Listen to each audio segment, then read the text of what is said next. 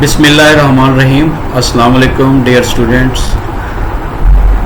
मैं आपका biology teacher professor Mohammad Shafiq आज एक नए चैप्टर के साथ आपके सामने हाजिर हूँ। चैप्टर नंबर 8 किंगडम फंजाई, या इसको हम रीसाइक्लर्स भी कहते हैं। फंगस की डेफिनेशन बेटा ये है कि फंगस एक ऐसा ग्रुप है ऑर्गेनिज्म का जिसको हम कहते हैं कि ये एक क्लोरोफिलस है, यानी इसमें क्लोरोफिल नहीं पाया जाता। तो डेफिनेट बात है कि जब क्लोरोफिल नहीं है तो ये ऑटोट्रॉफ तो नहीं हो सकता है, तो इस वजह से हम इसे क्या कहेंगे, हेटेरोट्रॉफ्स। दूसरी बात यह है कि हेटेरोट्रॉफ है तो ये फूड को इंजेस्ट नहीं करता बल्कि फूड को क्या करता है, अब्जॉर्ब करता है। और इसका एक और कैरेक्टर्स भी है कि इसके अंदर सेल वॉल जो पाई जाती है वो काइटन्स की है। तो ये तीन चीज़ें आपके हर वक्त जहन में होनी चाहिए। और चौथी बात ये कि parallel to bacteria these are called decomposer, these are called recyclers. तो कोई भी आपसे पूछे तो चार चीज़ें हर वक्त आपके जहन में, वैसे तो बहुत सारे कैरेक्टर्स हैं इसके जिसको हमने आगे डिस्कस भी करने हैं, लेकिन ये कैरेक्टर आपके सामने पाए हर वक्त आपके जहन में होने चाहिए। मैं अगेन रिपीट कर देता हूँ कि एक क्लोरोफिलस, क्लोरोफिल एब्सेंट है, हेटेरोट्रॉफ्स हैं। और कौन से हेटेरोट्रॉफ हैं जी, ये अब्जॉर्प्टिव हेटेरोट्रॉफ्स हैं। सेल वॉल इनकी काइटन्स की है और ये रीसाइक्लर या डिकम्पोजर है।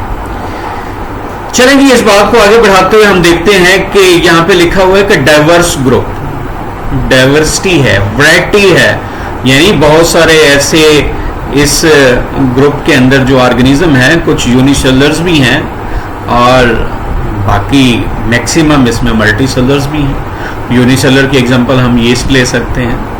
और ये टेरेस्ट्रियल्स हैं, खुश्की पे रहने वाले हैं, ज्यादातर इसके मेंबर खुश्की में रहते हैं। क्लोरोफिल नहीं है, लैक ऑफ क्लोरोफिल है, फूड को इंजेस्ट नहीं करते बल्कि अब्जॉर्ब करते हैं by the help of special structure like rhizoid etc.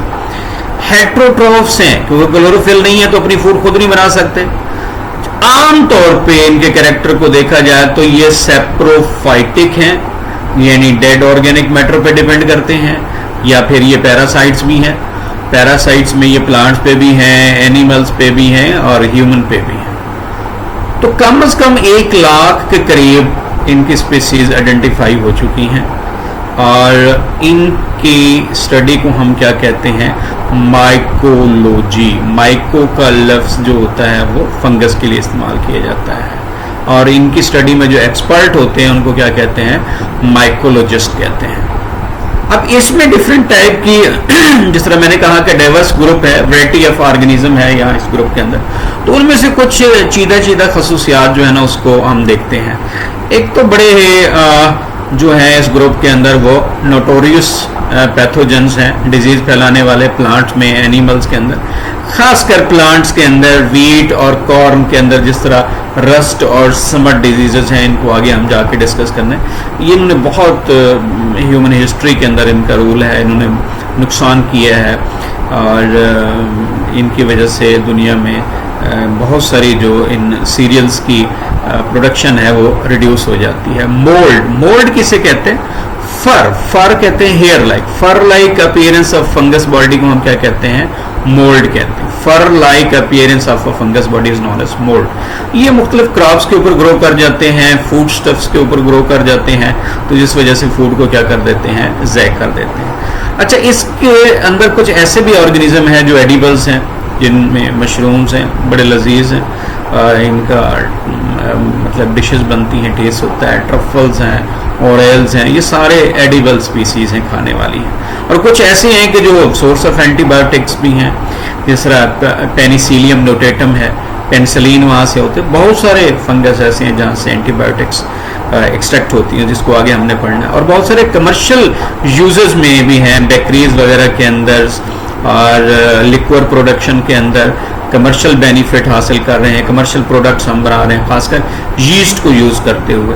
और शुरू में मैंने बताया दिया था कि इस किंगडम का नाम हमने रीसाइक्लर भी रखा है क्योंकि ये नेचुरल डिकम्पोजर्स हैं बैक्टीरिया के साथ। तो इनका बहुत बड़ा रूल है डिकम्पोजिशन के अंदर। तो ये एक एक एग्जांपल्स हमने ले ली है और ये मेन खसूसियात जो हैं इस ग्रुप्स के अंदर हैं कि वो क्या कर रहे हैं, यहाँ परफॉर्म कर रहे हैं। यहाँ पे इस पैराग्राफ के अंदर तो शॉर्ट क्वेश्चन या कोई एमसीक्यूज आ सकता है। जो पहला लॉन्ग क्वेश्चन स्टार्ट हो रहा है, बड़ा ही इंपॉर्टेंट लॉन्ग क्वेश्चन है, वो टैक्सोनॉमिक स्टेटस ऑफ फंजाई है। ये एक बहुत बड़ा प्रॉब्लम था कि फंगस को किस ग्रुप में रखा जाए शुरू में, क्योंकि कुछ कैरेक्टर इसके प्लांट के साथ मिलते जुलते थे, कुछ कैरेक्टर इसके एनिमल के साथ मिलते जुलते थे और कुछ कैरेक्टर अपने इसके यूनिक भी थे। तो आज हमने उन कैरेक्टर्स को स्टडी करना है और लास्ट में जाके कंक्लूजन निकालना है कि फिर क्यों हमने इसको सेपरेट ग्रुप में रखा। तो उसके प्लांट लाइक कैरेक्टर जो है, प्लांट और फंगस के दरमियान जो रिजेम्बलेंस है वो ये है कि दोनों सेल वॉल रखते हैं, दोनों के अंदर सेंट्रियोल नहीं होता और दोनों नॉन मोटाइल हरकत नहीं करते। और अगर प्लांट और फंगस में डिफरेंस देखें तो प्लांट की सेल वॉल जो होती है वो बेटा सेलुलोज की बनी होती है और फंगस की सेल वॉल जो होती है वो काइटन की बनी होती है। प्लांट अपनी फूड खुद बनाते हैं क्योंकि वो क्लोरोफिल रखते हैं, फंगस में क्लोरोफिल नहीं होता तो इस वजह से अपनी फूड नहीं बनाते, वो क्या कहलाते हैं, हेटेरोट्रॉफ्स कहलाते हैं। अब ये उनके क्या थे, रिजेम्बलेंस वाले पॉइंट थे और ये उसके क्या थे, डिफरेंट पॉइंट थे, जो उनमें डिफरेंट चीजें थी। अब हम देखते हैं कि एनिमल वाले कैरेक्टर कौन से हैं फंगस के अंदर। ये दोनों का दोनों जो हेटेरोट्रॉफ्स हैं, रिजर्व फूड मटेरियल दोनों में ग्लाइकोजन है कि फूड स्टोरेज करते हैं। अच्छा, काइटन है, फंगस की सेल वॉल में भी काइटन पाया जाता है और आर्थ्रोपोड के अंदर जो एक्सोस्केलेटन है उसमें भी काइटन की मिकदार पाई जाती है, अच्छी खासी मिकदार में। तो इस वजह से कुछ बायोलॉजिस्ट ये कंसीडर करते हैं कि वो प्रोबेबली है कि वो इसको करीब तरीन रखते हैं एनिमल को और फंगस को। वो कहते हैं जी फंगस के करीबी रिलेटिव्स जो हैं वो एनिमल्स हैं, या इनके बारे में यूं भी कहा सकता है कि इन दोनों की जो ओरिजिन थी वो क्या थी, सेम थी।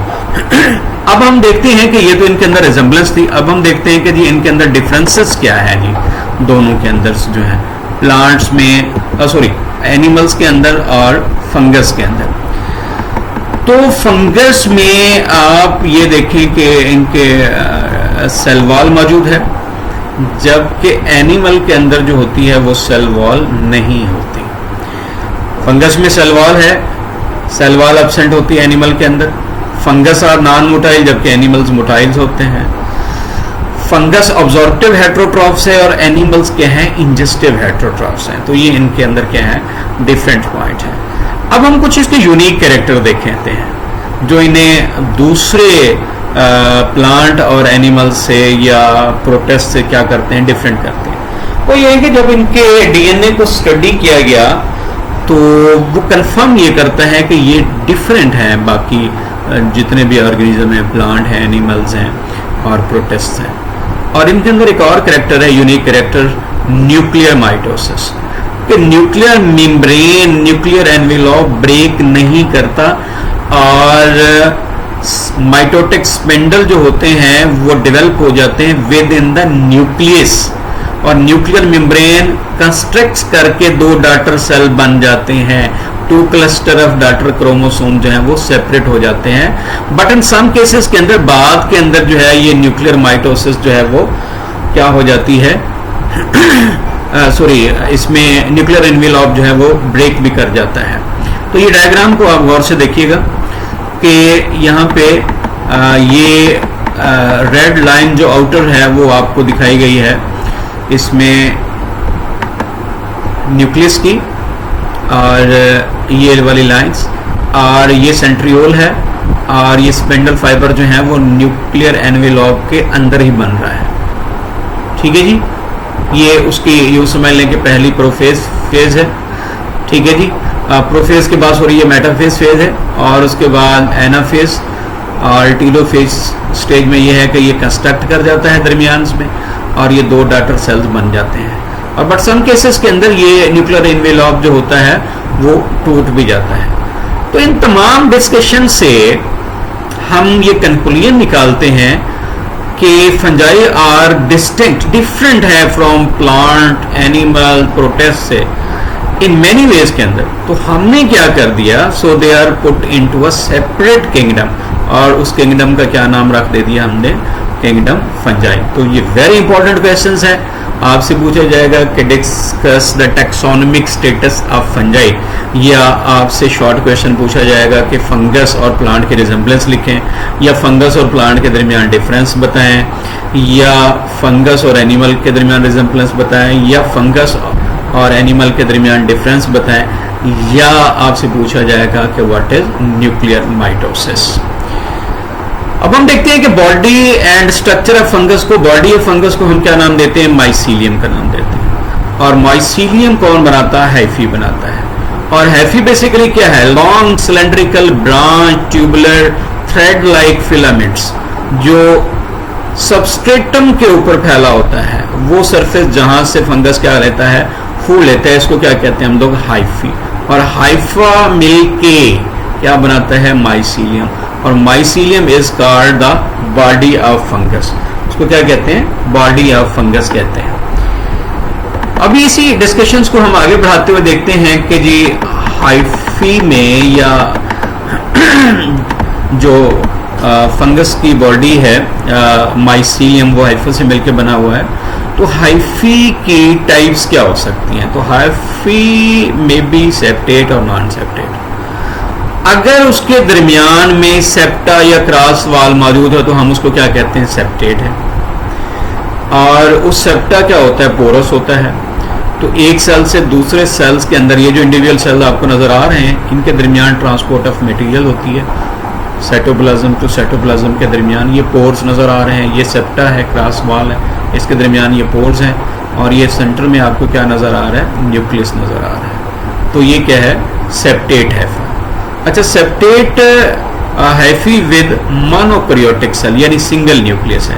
समटाइम क्या होता है कि दो न्यूक्लियाई भी हो सकते हैं, बाई न्यूक्लिएट कहते हैं, या डाइकैरियोटिक न्यूक्लियाई भी इसको हम बोल देते हैं। इसके बाद जो नॉन सेप्टेट हाइफा होता है, उसमें ये क्रॉस वाल या सेप्टा नहीं मौजूद होता, तो वो सेल जो होता है एलोंगेटेड और मल्टी न्यूक्लिएट सेल बन जाता है, जिसके लिए हम एक टर्म यूज करते हैं क्वाइनोसाइटिक हाइफा। क्वाइनो का जो वर्ड है ये लैटिन लैंग्वेज से डिराइव किया गया है, क्वाइनोस से, जिसका मतलब होता है कोच। ट्रेन का जो डब्बा होता है कोच, उसमें भी कोई सेपरेशन नहीं होती, तो इस वजह से वहां से ये वर्ड डिराइव किया गया है, यानी एलोंगेटेड सेल्स और मल्टी न्यूक्लिएट हो जाएगा क्योंकि इसमें क्रॉस वाल जो है वो मौजूद नहीं है। इसको क्या कहते हैं हम लोग जी? Non septate Haifa. इसको आप डायग्राम में देखेंगे, ये आपके सामने डायग्राम आपको नजर आ रही है।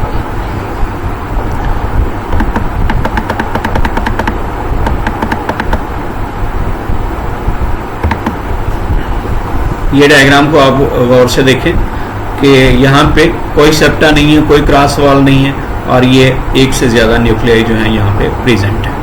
अब हम देखते हैं कि ये हाइफी जो है ये ऑर्गेनाइज कैसे होता है।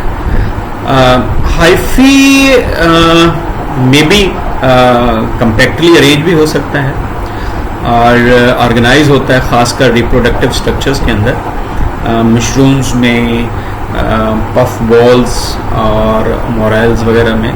ठीक है जी, ये डिफरेंट फंगस के ग्रुप्स हैं। और मशरूम्स बहुत सारी हैं, इसमें एडिबल भी होती हैं और पॉइजनस मशरूम भी होते हैं। मोरेल्स जो हैं ये खाने वाले हैं। पफ बॉल्स का वर्ड इस वजह से यूज़ किया गया है कि ये बहुत बड़े फंगस होते हैं और सॉइल फंगस हैं, ज़मीन में पाए जाने, फुटबॉल की तरह की इनकी शेप होती है, और इनके जब स्पोर वहाँ से डिस्चार्ज होते हैं तो जिस तरह स्मोक का एक पफ सा बनता है, उस वजह से इसको क्या मुनासबत दे दी है पफ बॉल्स की। तो रिप्रोडक्टिव स्ट्रक्चर जो है उसको हम क्या कहते हैं? फ्रूटिंग बॉडीज भी कहते हैं। ठीक है जी, जो हाइफा सबस्ट्रेटम पे होते हैं वो लूजली अटैच होते हैं अमूमन, लेकिन जो रिप्रोडक्टिव स्ट्रक्चर्स में होती है, जो इनकी फ्रूटिंग बॉडीज बनती है, वहां ये क्या हो जाते हैं? कंपैक्टली अरेंज होते हैं। यीस्ट जो है हम इसको नॉन हाइफल फंगस कहते हैं। और बड़ी इंटरेस्टिंग बात है कि फंगस की बॉडी माइसीलियम पे और माइसीलियम किससे मुश्तमिल होता है? हाइफा के ऊपर, लेकिन हम यीस्ट एक फंगस है जिसको कहते हैं हम नॉन हाइफल फंगस है। उसकी रीज़न ये है कि यीस्ट यूनिसेलुलर और हाइफा क्या होता है? हाइफा मल्टी सेलुलर स्ट्रक्चर्स होती है। तो इस वजह से यीस्ट यूनिसेलुलर होने की वजह से हम क्या डिक्लेयर करते हैं? नॉन हाइफल फंगस कहते हैं। ग्रोथ ऑफ माइसीलियम को देखा जाए तो ये मेटाबॉलिकली एक्टिव होता है और बड़ी स्पीड के साथ फास्ट ग्रोइंग है। तो इसके लिए हम एक वर्ड यूज करते हैं कि ड्रामेटिकली ग्रोइंग, बहुत तेजी के साथ ग्रो करता है। आप एक ड्रामा देखते हैं कि एक छोटा सा बच्चे की पैदाइश होती है, चंद ही लम्हों बाद देखते हैं कि जी वो स्कूल गोइंग हो गया, फिर कॉलेज, यूनिवर्सिटीज़, और उसके बाद फिर उसी केस के अंदर या थोड़े से अक्सात के अंदर जो होती है वो उसकी शादी भी हो जाती है। तो इस वजह से बड़ी तेज़ी के साथ ड्रामेटिकली का वर्ड यूज़ करते हैं हम लोग। फास्ट ग्रोइंग है लार्ज सरफेस एरिया के ऊपर, जितना ये बढ़ता जाएगा उतनी ऑब्जॉर्प्शन एरिया इसका बढ़ता जाएगा। एक फंगस है, एग्जांपल यहाँ पे दी गई है, अर्मेलेरिया पैथोजेनिक फंगस है, कोनिफर प्लांट्स को ये इफेक्ट करता है। और इसका एक जो सर्कुलर क्लोन है ये 15 हेक्टर्स पे मुश्तमिल होता है, और 1 हेक्टर जो होता है 10,000 मीटर स्क्वायर एरिया को कवर कर रहा होता है। तो बिल्कुल हम कह सकते हैं कि वर्ल्ड लार्जेस्ट ऑर्गेनिज्म है। इतना बड़ा ऑर्गेनिज्म तो कोई हो ही नहीं सकता। तो एक फंगस कम से कम अगर आइडियल कंडीशंस हो और उसको फूड मयसर हो तो 1 किलोमीटर तक एक दिन में वो क्या कर सकता है, ग्रो कर जाता है, या वो अपनी जो है वो बॉडी को इतनी स्पीड के साथ क्या कर सकता है, वो लेके जा सकता है ग्रोइंग के ऊपर। अब हम देखें कि न्यूक्लियस की कंडीशन देखते हैं फंगस के अंदर। तो ऑल फंगल न्यूक्लियाई जो होते हैं वो हैप्लॉइड्स होते हैं एक्सेप्ट इनके जाइगोट, क्योंकि जाइगोट किस तरीके से बनता है, सेक्सुअल रिप्रोडक्शन में बनता है, और सेक्सुअल रिप्रोडक्शन में यूनियन ऑफ गैमेट्स होते हैं। तो यूनियन ऑफ गैमेट्स में क्या होते हैं, डिप्लॉइड हो जाते हैं। तो ये हाइफी की जो उसकी डिवीजन है उसको फिर थोड़ा सा स्केच कर दिया गया है। एफी सेप्टेट भी हो सकता है, नॉन सेप्टेट जिसमें कॉइनोसाइटिक आ जाएगा।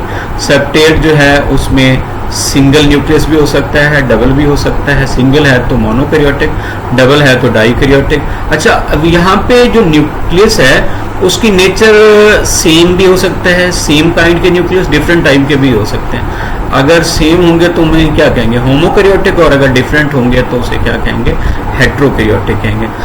तो बेटा मेरा नंबर आप नोट कर लें, इसमें 0301 76 44 636, 0301 7644 636। अगर कोई भी क्वेश्चन इस टॉपिक से रिलेटेड हो या आगे जो टॉपिक्स हम पढ़ेंगे तो आप मुझे कॉल कर सकते हैं, मैसेज कर सकते हैं, और अपने क्वेश्चंस की डिस्कशन मुझसे कर सकते हैं। इंशाल्लाह नेक्स्ट टॉपिक के साथ कल फिर मुलाकात होगी। तब तक खुदा हाफिज़।